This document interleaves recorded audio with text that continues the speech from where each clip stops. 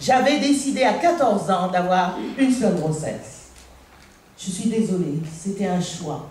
J'admire les femmes qui ont beaucoup d'enfants, mais moi, j'avais choisi à 14 ans de ne faire qu'une seule grossesse. Et j'ai été un petit peu choquée lorsque Catherine Moget, avec laquelle j'ai partagé beaucoup, Catherine, il y a marqué Christine, avec laquelle j'ai beaucoup d'atomes crochus, notamment concernant le planning familial. Je suis pour la contraception, je suis pour l'avortement et je suis pour la fidélité assumée. Et aussi de dire qu'en Tunisie, il reste quand même encore des discriminations par rapport aux femmes, par rapport à l'héritage et par rapport à une autre discrimination dont on parle plus jamais, c'est les musulmans qui ne peuvent pas épouser des non-musulmans. Et ça crée beaucoup de problèmes, y compris en France. Donc voilà. Ensuite, comme on est dans les pensées, moi j'ai une pensée aussi pour l'Algérie, pour les femmes en Algérie qui se battent contre le code de la famille qui doit être aboli en Algérie. Voilà. Aussi les Iraniennes, l'Iran, puisqu'il y a aussi les sunnites et les chiites, et donc en Iran, et en Arabie Saoudite aussi, parce que vous savez qu'il y a un mouvement, même en Arabie Saoudite, il y a un mouvement, par exemple, en ce moment, il y a un mouvement pour que les femmes aient le droit de conduire des voitures. Il y a un mouvement, tous les jours, il y a des mouvements de femmes qui vont tous les jours à la frontière pour avoir le droit de sortir de l'Arabie Saoudite sans l'autorisation du mari. Voilà. Mais je ne comprends pas pourquoi vous ne faites pas aussi des pensées pour les 3 agressions des femmes voilées à Argenteuil. Il y a eu des manifestations. Pas de manifestation féministe, pourtant c'est des femmes. Voilà. Donc encore, vous avez dit que le féminisme n'allait pas avec la religion. Ben là, en fait, c'est votre façon de penser. Vous allez nous imposer votre liberté. Je suis aussi féministe, hein. Et pourtant je pratique, je suis religieuse, je porte le voile. J'ai aussi le droit d'être féministe. Moi, je tiens quand même à alerter que la Lituanie, dont on a parlé tout à l'heure, qui est un pays qui est contre l'avortement, va prendre la présidence de l'Union européenne. Ouais. Moi, j'en appelle aux parlementaires, à la Maison des Peuples, à faire un appel pour interdire à ces pays-là qui sont contre les libertés, le droit au choix, de prendre la présidence de l'Union européenne. C'est trop important, c'est trop grave ce qui se passe au niveau européen par rapport aux droits des femmes. On est en régression et il faut vraiment être très vigilant là-dessus. C'est que le port du voile s'accompagne de la limitation d'autres libertés. Vous avez rappelé avec justesse la question de l'héritage, la question de la minorité de la femme et la question des codes de la famille. Donc l'oppression due à des traditions ou à la religion ne se limite pas simplement à ce qu'on voudrait nous faire croire aujourd'hui, femmes voilées ou pas, etc.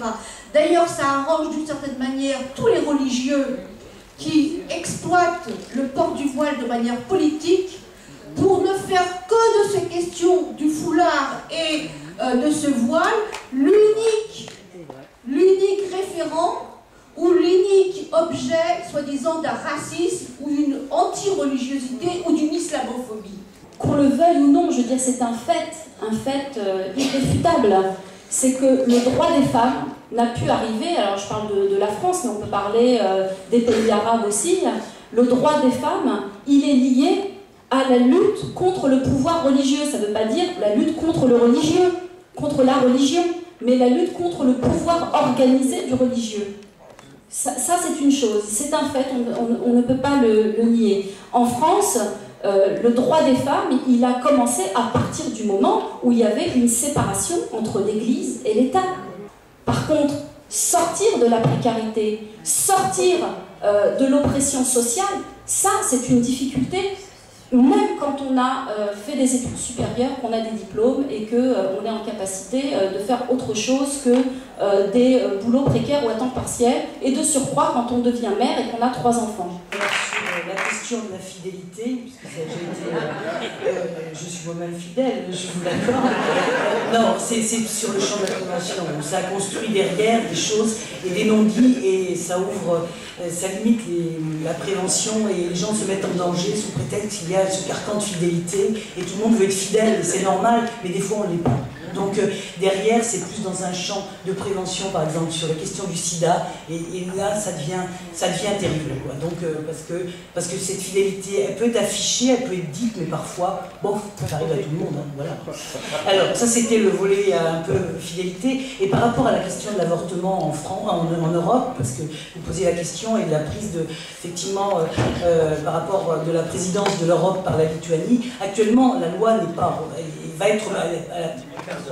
Oui, actuellement en Lituanie, elles peuvent, mais avec beaucoup de contraintes, la loi n'a pas encore été votée. Mais effectivement, elle est dans les tuyaux et on est très en... Il faut savoir que Malte, l'avortement est complètement interdit. Hein. C'est le pays le pire. Voilà, il se trouve que, bon, moi, il y a eu des manifestations. Moi, je n'habite pas à Argenteuil, j'y suis pas allée. Mais je peux aussi dire la même chose. Hein. Moi, j'habite à La Courneuve. Ces 2 dernières années, 2 femmes musulmanes ont été assassinées par leur mari, dont une qui a été égorgée l'année dernière devant, alors qu'elle était enceinte de 7 mois et qu'elle a été égorgée devant ses enfants et de sa propre mère. On était 30 à la manifestation à La Courneuve. Et on nous a interdit de manifester publiquement de peur de stigmatiser les musulmans parce que c'était en plein Ramadan. Donc voilà, moi je ne choisis pas dans mes soutiens. Une femme est agressée à Argenteuil parce qu'elle est musulmane, bien évidemment, sinon mon combat ne sert à rien, mon combat féministe ne sert à rien. Bien évidemment que je la soutiens. Je la soutiens parce que c'est avant tout une femme. Une femme se fait tuer à La Courneuve, je vais la soutenir aussi. Vous savez, la problématique des musulmans, vous allez me dire c'est à peu près la même chose dans les 2 autres religions monothéistes, c'est soit on a une lecture des textes littéralistes, c'est-à-dire prendre le texte à la lettre, et à ce moment-là on fait des dégâts. Et c'est un peu ce qui se produit chez les musulmans, surtout pendant la période du déclin. Quand je parle de la période du déclin, c'est à peu près depuis le XIIIe siècle jusqu'à maintenant. Soit on a une lecture des textes qui tient compte de la philosophie, de l'esprit, donc de la philosophie, de l'esprit, de la lettre et de la finalité du texte. Et moi je pense que le prophète de l'islam, quand il est arrivé avec Mohammed, quand il est arrivé avec l'islam, eh bien, quand il a institué lui-même ce qu'on appelle l'ijtihad, donc l'effort de l'interprétation, c'est justement pour permettre aux musulmans de se saisir de la raison, de son intelligence, à côté du texte qui est la parole de Dieu. L'année dernière, on avait fait une table ronde où le débat sur le foulard, au sein du débat sur la laïcité, avait été un petit peu animé. Aujourd'hui, on va dire que c'était extrêmement détendu. On a une capacité à faire ce dialogue ici. Ce qui nous a inspiré, je voudrais juste dire ce qui nous a inspiré ce débat sur Ève, Lagottois et le féminisme et la religion, c'est aussi le mouvement Femen donc de ces derniers mois, de ces dernières années. On a donc constitué un pôle d'avocats pour soutenir Amina, donc, qui a été incarcérée en Tunisie pour avoir mené une action féministe devant la mosquée de Kérouan où les salafistes allaient réunir leur congrès. Donc on est toujours en soutien avec Amina qui est toujours emprisonnée là-bas. Et il faut se mettre en tête que les divisions du monde féministe qu'on a vues en Tunisie et en France entre les pro-fémènes et les non-pro-fémènes, etc., on va dire, en réalité été évacué ici. Il n'y a pas eu de combat entre féministes sur la manière d'utiliser son corps dans les méthodes d'action activistes qui sont faites par les uns ou par les autres. Ça aurait peut-être été le cas si la porte-parole des féminines avait finalement donc pris la parole ici. Mais en tout cas, ce qu'il faut bien intégrer, c'est que les différentes générations de féministes qui sont là, et puis vous êtes féministes, a été bloqué dans un train tout à l'heure, n'a pas pu intervenir, les différentes générations de féministes qui sont là réussissent à montrer que le combat féministe permet de réunir les féministes hommes et les féministes femmes, qu'il n'y a pas de clivage, de tension, de division comme on cherche souvent à l'instrumentaliser, et qu'on a une capacité à continuer de travailler, à enseigner aux nouvelles générations tous les combats historiques du féminisme, du planning familial, aux nouvelles générations des féministes ou des fémènes, en passant par Ni Pute Soumise. Il y a toute une génération de féministes qui ont utilisé des moyens divers et variés pour lever le patriarcat, pour combattre les oppressions, et finalement, chacun, avec sa part d'histoire, amène une partie de l'éducation populaire, de l'enseignement qu'on veut transmettre aux nouvelles générations.